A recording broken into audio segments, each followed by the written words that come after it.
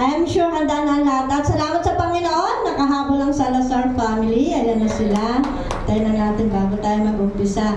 At tunay nga po sa pag-uumpisa pala natin na talagang ang mga anak ng Diyos ay mayroong magandang pundasyon dahil magkaroon man ng trials, umulan, bumagyo, may pagpapalo man o wala, may pagpapala o wala, talagang tuloy-tuloy na sasamba sa Panginoon. Dahil ang ating Panginoon ay buhay, hindi siya patay. Amen?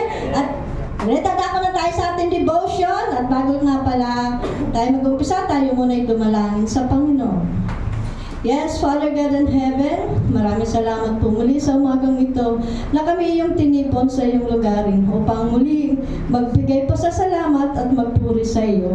Lord God, kayo nga po ang manguna sa umagang ito na buksan mo ang aming puso, buksan mo ang aming mga tenga, open mo ang aming mga kaunawaan upang ang lahat ng salita na maririnig namin at mumula sa inyo, Panginoon, ay aming maunawaan at aming matanggap.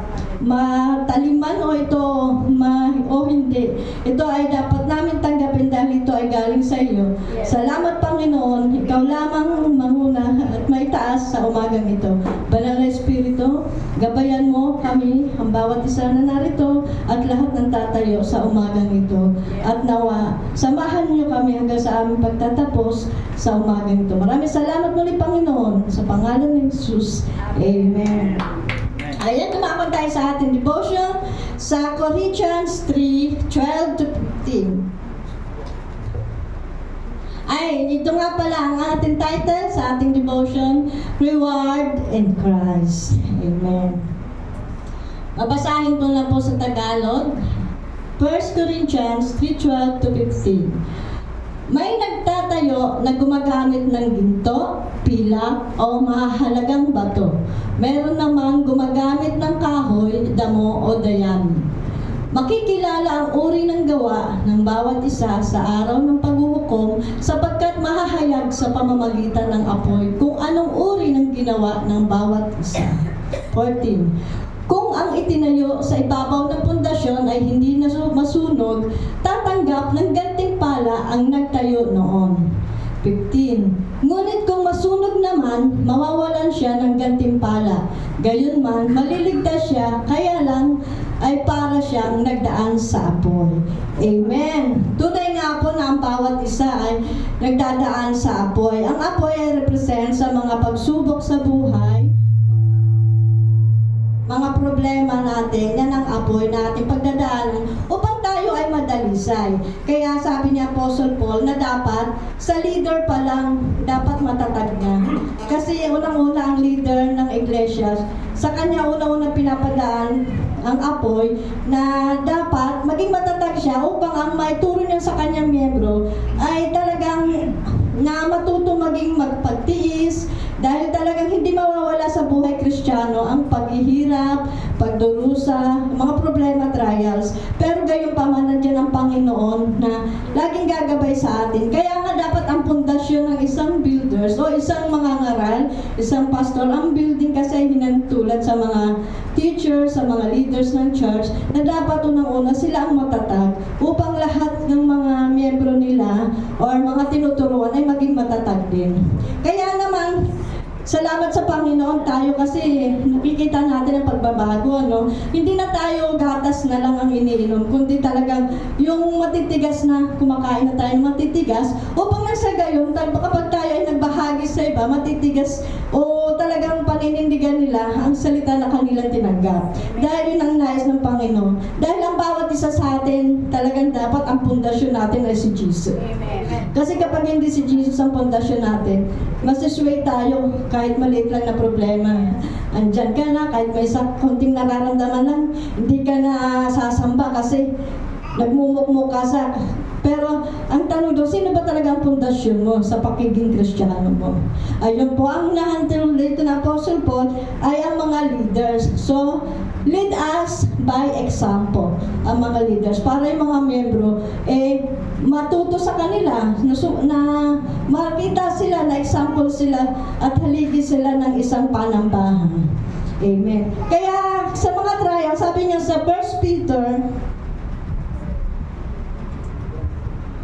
1 Peter 1:7.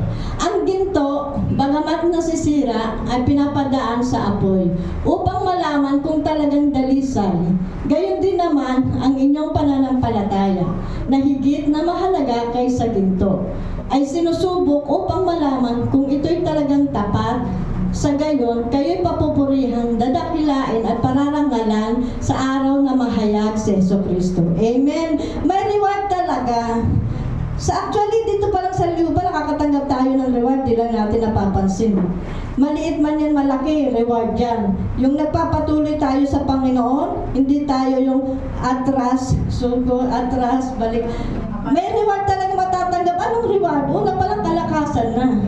At what more kung talagang pinakikita sa atin ng Panginoon ang puso natin na kahit dumadaan tayo sa pagsubok, yan nga yung apoy yan eh. Talagang nalalagpasan mo na overcome mo. Pag nakita ng Panginoon yan, someday talagang makakasama mo siya at ang reward is mas mahalaga kaysa sa mga reward na natatanggap pa lang natin ngayon dito sa lupa. Ang reward ay talagang ang makasama ang Panginoon sa darating na panahon. Amen. Sabi nga sa Romans 8:18, para sa akin, ang mga pagtitiis natin sa kasalukuyan ay hindi maihahambing sa kalwalhatiang ipahayag sa atin balang araw. Amen? O diba talagang ang suffering natin dito, hindi may kukumpara sa matatanggap natin na reward pagdating ng Panginoon. Kung tayo ay talagang nakikitang nagmamahal sa Lord at talagang faithful sa Kanya at talagang nagtitiwala sa Kanya. Kasi ang tunay na Kristiyano na nagtitiwala sa Kanya ay palaging naalala ang Panginoon sa lahat ng ginawa sa buhay niya at talagang hindi tatalikod anumang pagsubok o mga sufferings ang maranasan. At talagang may reward yun. Kaya bilang Kristiyano, sikapin natin na makapagpatuloy tayo sa lakarin natin dito sa ating pananampalataya. Kasi may reward na naghihintay. At higit sa lahat, habang nandito tayo, anong reward yun? Kalakasan. Kasi minsan sa isip lang natin na mahina tayo, may sakit tayo. Pero pag nakapokus ka sa Panginoon, doon ka nga susubukin eh. Na kahit anong nararamdaman mo, kung talagang sa Panginoon ka, lalapit at lalapit ka. Hindi lang sa salita, makikita yun sa gawa. Amen. At dito po sa panghuli, sa Psalms 91:16, siya'y bibigyan ko at gagantipalaan ng mahahabang buhay at nakakatiyak, tatamuhin nila ang aking kaligtasan. Amen. Yan ang pinaka-great reward. Ang kaligtasan at ang walang ang mahabang buhay. Anong mahabang buhay dito sa lupa? Hindi po. Ang mahabang buhay na tinutukoy dito ay yung eternal. Yung kasama na natin ang Panginoon sa kanyang pagbabalik. Na makasama ka sa kanyang kaharian, yun ang great reward. Pero syempre may gagawin tayo.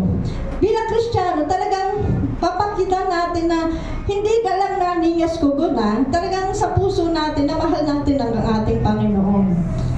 Sabi nga, I will reward them with a long life and give them my salvation. Importante yung salvation.